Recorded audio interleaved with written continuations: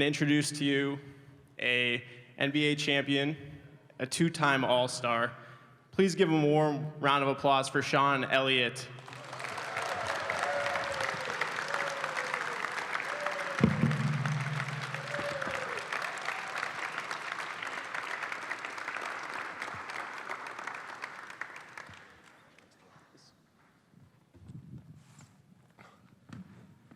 How's it going?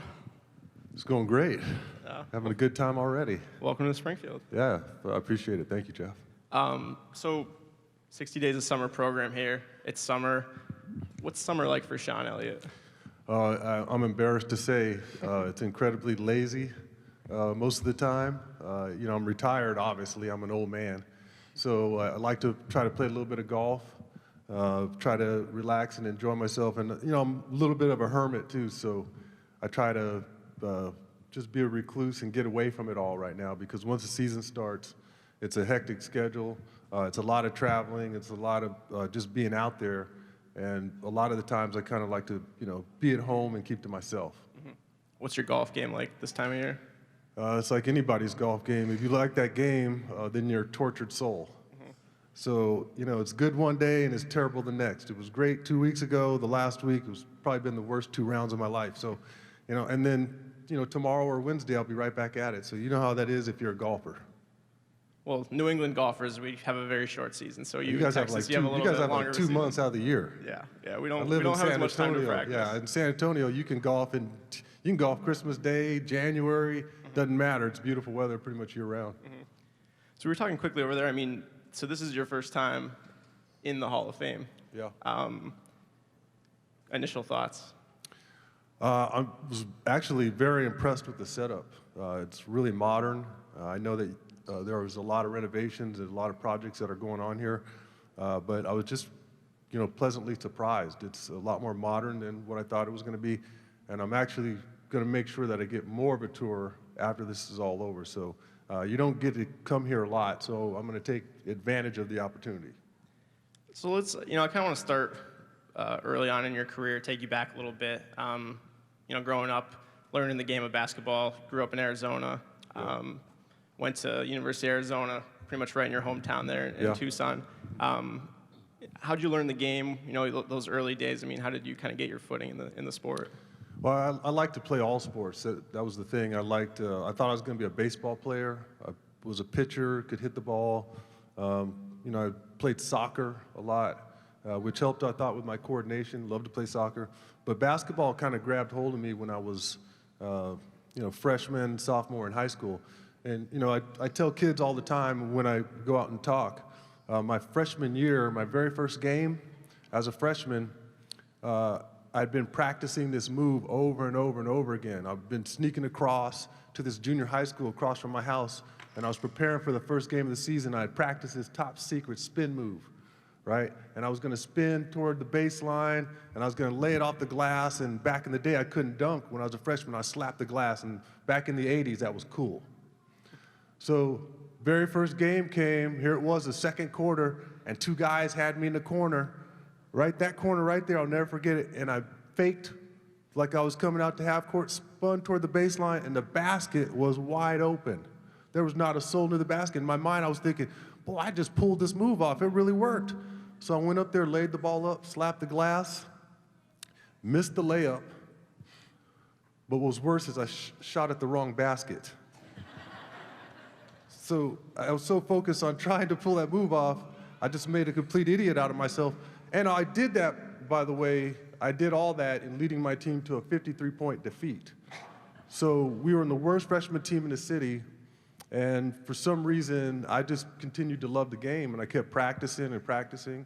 A lot of what I did between my freshman and sophomore year was I would ride the bus to the gym. I'd bother my mom every day to take me to the YMCA, and she got tired of getting in the car and taking me every day, and so she got me a bus pass. I got the bus every day, went to the Y, and the gym would be empty, and I would spin the ball to myself, shoot jumpers, and shoot jumpers, and I'd work on my ball handling for hours. And that's really, how I really started to build a passion for the game and started really loving it. To stay locally and play at Arizona and play for Coach Olson, who is in the Hall of Fame here. Just talk about that decision, and I mean, is there pressure, and when you're a star high school player, kind of growing up so close to a big time Division I school, is there pressure to stay there and commit and play there? No, because Arizona at that time wasn't very good. My sophomore year in high school, I went to an Arizona game. They were 4-24. They were 1-17 in conference, and I went to, it was the Arizona Wildcats versus the Oregon Ducks. I had nosebleed tickets, and by the end of the game, I'd worked myself down to the second row because no one was there. So beginning my junior year, Coach Olson came, and I'll never forget his press conference. He said, "You better get your tickets now. It's going to be the hottest ticket in town." And people in town were like, "Oh, come on. Like, we just hired this crazy old guy now." And sure enough, by the end of the season, you couldn't get in the building.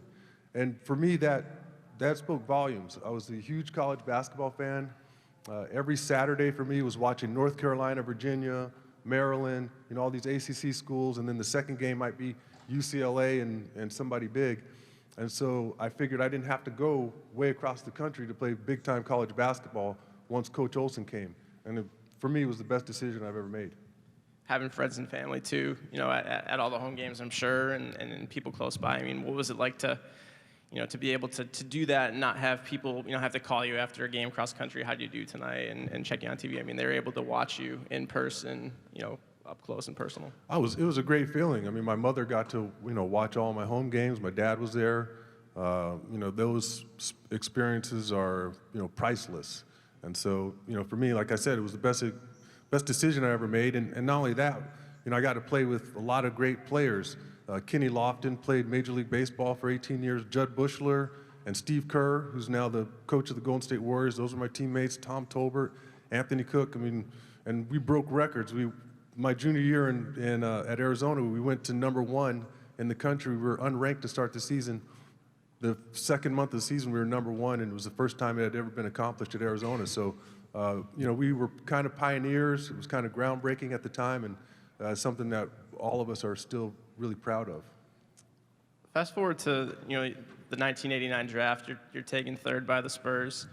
What was draft night like for you? I can hardly remember it. So long ago. All of us were wearing really bad suits. I can remember that. Really tacky. It was in New York, obviously, and I think there was a lot of anxiety. And for me, the biggest surprise was I hadn't spoken to anybody from San Antonio. I had spoken to the Sacramento Kings. They had the first pick. The Clippers, I had gone on a visit with them. They had the second pick. San Antonio had the third pick. Miami Heat had the fourth. And I'd gone out and visited Miami, and they said, "If you're at 4, we're going to take you." And sure enough, when my name came up with San Antonio, I was as shocked as anybody. I didn't know really anything that was going on with the organization at the time. Mm-hmm. I was going to ask, I mean, it's tough because it's such a crapshoot when you go into the league, and some of these teams, you have relationships with them. Some teams you don't. But you did come into the league that first year with a pretty good player. From the Naval Academy. He was pretty good. He was pretty good. Yeah. Just talk about your rookie year playing with David Robinson, who had been taken a couple years earlier, had to handle his naval commitment for the next 2 years. So the two of you have the same rookie season. What was that year like? Well, David and I became friends a couple years before that. We were both the final players. I was the last cut for the '88 Olympic team. And obviously David and I were together for about 6 weeks or so during those trials at Georgetown. So David and I we were familiar with each other. We became friends. But for a lot of the people especially the young kids that never got a chance to see David Robinson play, he was an absolute freak of nature. He was 7'1". He was the fastest guy on our team. Every time we ran sprints up and down the court, he beat our guards. One day in practice, Larry Brown said, "All right, guys, we were particularly tired." And David said, "Hey, coach, we just don't have it today. We don't feel like practicing." And Larry challenged David. He said, "Okay, if you can walk across the court on your hands, we don't have to practice." David Robinson, 7'1", walked the length of the court on his hands in a handstand, and we didn't have to practice. That sums up big fella. He could run faster than anybody. He could jump higher than anybody. He was absolutely astounding. So, I mean, those early years, you guys had some success, but, no titles, early on, and Coach Popovich comes on board in the mid-'90s. Tim Duncan comes on board, right around the same time. Those two coming to the Spurs organization, I mean, what was that like to, right around that time? I mean, obviously, Tim goes #1. I mean, there's a lot of headlines coming with him and Coach Popovich as well. I mean, what were those years of the mid-'90s, late '90s like for you? They were good years. We had 2 or 3 years there, 2 years, I think, that we had the best record in the league. We thought we were going to win the NBA championship. It didn't work out for us. For some reason or another, we lost during the playoffs. And so we had a down year, and we got extremely lucky and got the first pick in the draft, to the chagrin of the Boston Celtics, still to this day, who wanted Tim Duncan desperately. We were able to draft Timmy, and as soon as he came, we were legitimate again. And 2 years later, I think it was 2 years after we drafted him, we ended up winning the NBA championship. And that combination between David and Tim was something else. I mean, Timmy was, they're not even the same type of players. David was super athletic, could run, jump over everybody. Timmy was fundamentally sound, and he proved that you didn't have to play well above the rim, and you didn't have to be flashy to be great. I still consider Tim Duncan the best power forward of all time, and I haven't seen anybody coming up, I think, that will even challenge that. And really the reason the Spurs have been good for the last 20 years is because we had a guy like Tim Duncan who could get you baskets, in crunch time. He was a great defender. And besides all that, he's a great person and a great teammate. He's somebody that people want to be around.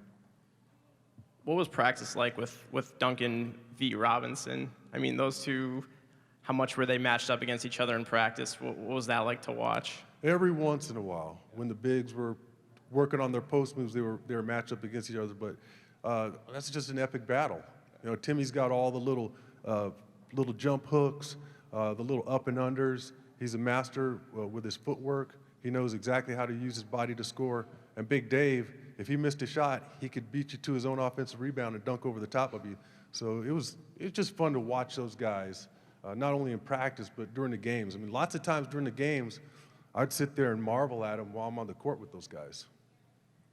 You mentioned the championship season, 98, 99.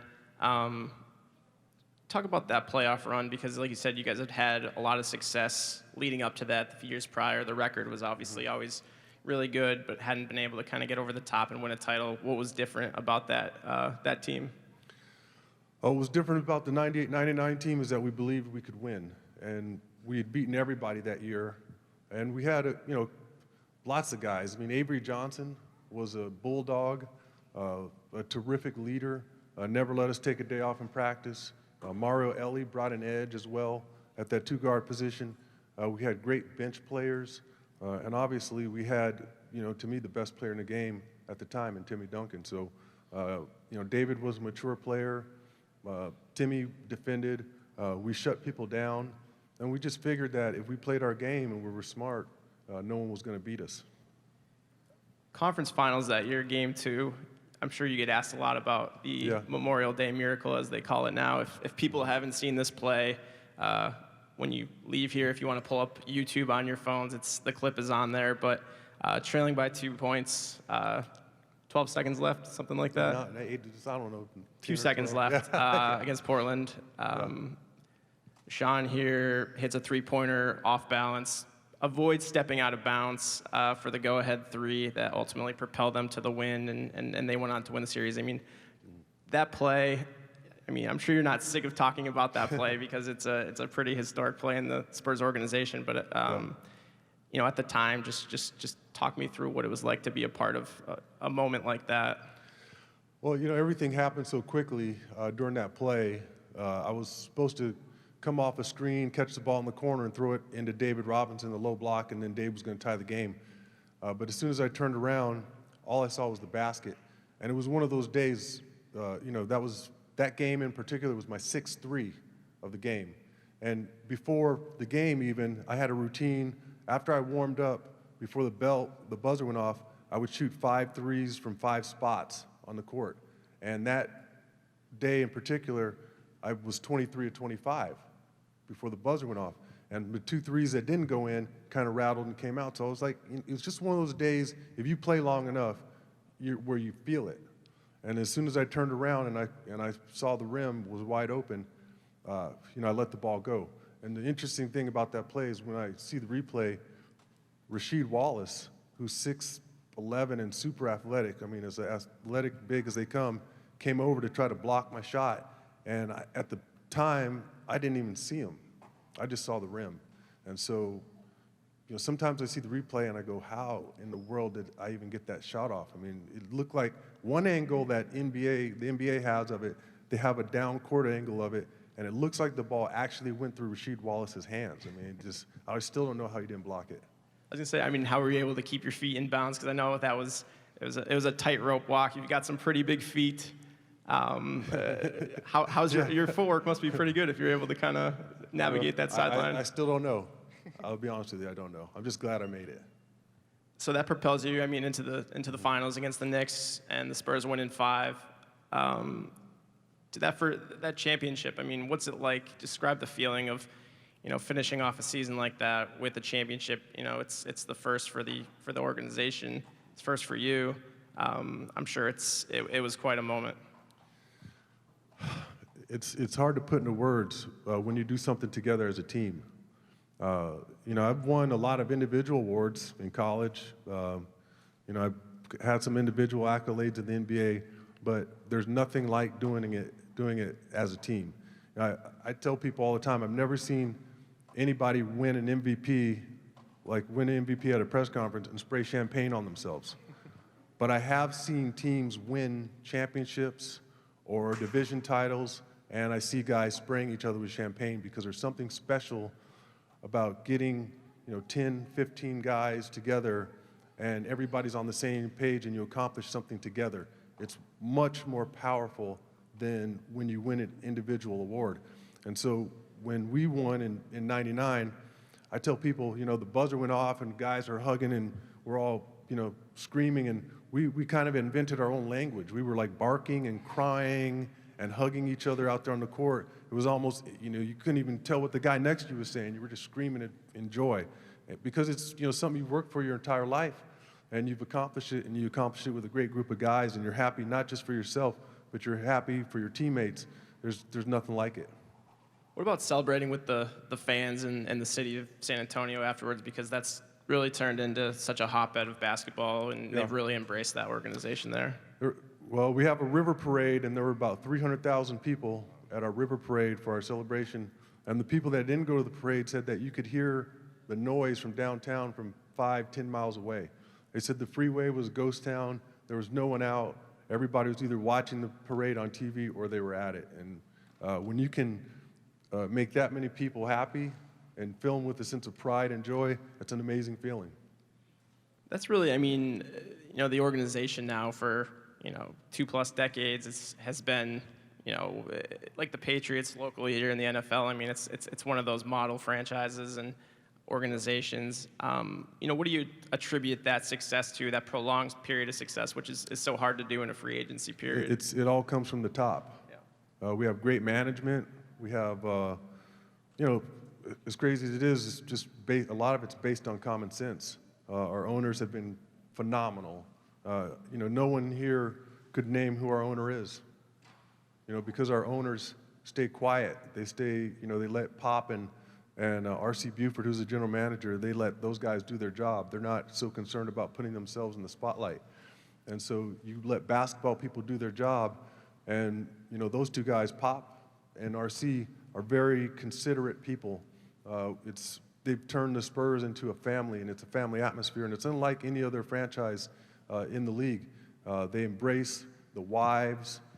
If you're a young player and you have your girlfriend that's in town or she's there, they embrace her. They try to make everybody feel like you're a part of it instead of alienating your better half, most of the time. And I think that's huge because when you're on the road for 40 games a year, or 41 games, there's somebody at home that helps support you. You got to bring them into it too. You can't alienate them. You got to make them feel part of it. They do that extremely well. They're very fair with players. Pop is, you've a lot of you guys out there know who Greg Popovich is. He's just, very thoughtful person. I know he's tough, that's for sure. When the ball's up and the lights are on and the players are out there, he's as tough as it gets, and you got to be mentally tough to play for him. But when it's away from that, he's a big old teddy bear, and he loves his guys and he loves his Spurs family, and it really shows. A lot of people see Pop, in the on-court interviews and everything like that, and Yeah. obviously he Scares a lot of people. He's scared a reporter or two, I think, over his time. But Yeah. after you retired and have made the successful transition into broadcasting, and talk about what that transition was like. I mean, when was that something that you thought you wanted to do or knew was the next path for you? I never thought it. I was injured one year. I called 60 games. I was coming back from a kidney transplant, and I was trying to play again. So I called 60 games that year, and after I retired, the Spurs came to me and said, "Hey, would you like to call games for us?" And it kind of started from there. But when I was a player, I never envisioned myself calling games or being a part of the dark side, which is the media. For me, it was kind of a total surprise, but I love it. And the Spurs treat me well, and it keeps me close to the game. And like I tell people, I get to watch great basketball. I get to watch, guys play the way the game is supposed to be played, like unselfish ball. They help each other on the offensive end and defensive end of the floor, and it's a joy to watch. And so for me, it's a no-brainer. Why would I want to do anything else? We got a couple more questions for Sean, but if anyone in the audience has a question for him, if you want to go ahead and raise your hand, somebody from the Hall of Fame staff will pick some of you and have you come over and ask Sean a question in here in a second. But continuing, with the broadcasting, and is it ever tough, calling games for a team in an organization you played for, for all those years, and you still want to be, fair and balanced, and criticize, critique if that ever is necessary? I mean, how do you kind of find that balance? Well, for me, it's easy because I have management behind me. And there have been times where I have really gotten on the guys on a broadcast, and I get on the bus, I'm like, oh, no, Pop's going to be upset. He's going to hear something I said, or how guys weren't, getting after it. And, they allow me to say what I want to say. And, that makes it easy for me. And, for me, I just try to call it like I see it. That's the biggest thing. And you got to keep your credibility, and you got to be honest about what you see out there. And if you do that, I think you're going to be just fine. And so that's what I try to do. And frankly, the Spurs have been so successful all these years. They're not playing bad basketball, so most of the time, everything's pretty good. Awesome. All right, we got some questions from the audience. Come on over.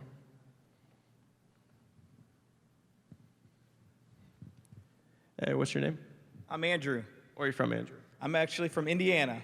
Indiana. Good basketball spot. All right. What's your question for Sean? Who is the toughest defender that you played against in your career, Sean?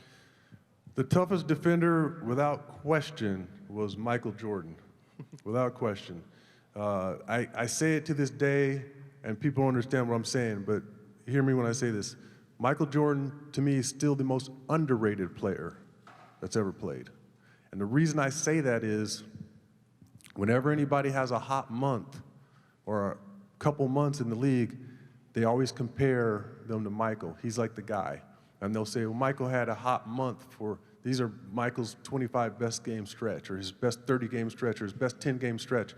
And all they do is they put up offensive numbers. Michael Jordan, what made him so great, yeah, he was a beast on the offensive end, but on the defensive end, he was an absolute terror. He could take away a side of the court on you. I mean, you try to throw an errant pass or a duck up there, he was going to take it away and he was going to go the opposite direction. And he was a terrific lockdown defender. To me, I haven't really seen, the only guy that I could put in that category as far as a guard would be like Gary Payton. But then I see a guy today in Kawhi Leonard who's pretty similar to him as a defender. But Michael Jordan was an absolute beast as a defender. I mean, to me, he's still the greatest I've ever seen. Awesome. Thank you.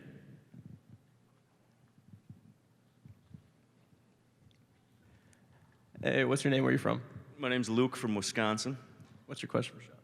My question for Sean would be, besides Michael Jordan, who is one of the greatest players that you played against, and you had a long career, so there's quite a few. But who was, besides Michael Jordan, who else was real Oh, tough? I'm good you said that, besides Michael Jordan. We used to play a game on the bus, and we would always say, okay, if you had a guy who had to take the last shot or a guy who's going to defend this player, who would it be? And the answer was always Michael. So we had to play the game and we'd say, okay, you have to give an answer, but it can't be Michael Jordan. So I would say that, when I came in the league, 6 or 8 of the top 10 scorers in the league were small forwards. And I was a small forward, and I was kind of thrown in the fire. So James Worthy used to kick my butt all the time. Chris Mullin was a nightmare to guard because he was so smart. Wasn't the fastest guy, but he knew how to set screens to get open. But the one guy I could not do anything with, and I couldn't figure it out my entire career, was Dominique Wilkins. First time I played against Dominique, he started spinning and throwing these wild shots up off the glass, and like the bank shots that he was making, like most people shoot a bank shot and it hits in the square. He was shooting bank shots high off the glass and they're rattling in. And in my mind, I was thinking, that's garbage. He can't make another one of those. He just can't possibly make another shot. And 44 points later, he continued to make them, and he just terrorized me my whole career. Awesome. Thank you. Some good names on that list. Pretty Yeah. good players. Oh, yeah. Hey, what's your name? Where are you from? Brian from Brookfield, Connecticut. I'm glad I wore my UConn title shirt from San Antonio today now. I like it.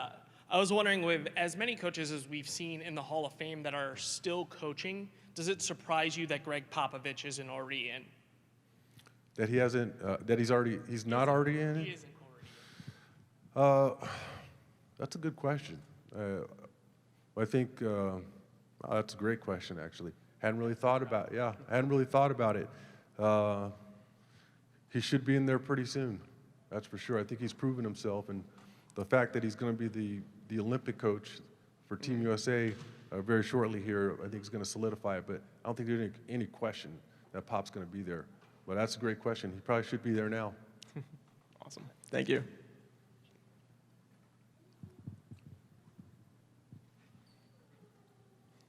Come on over.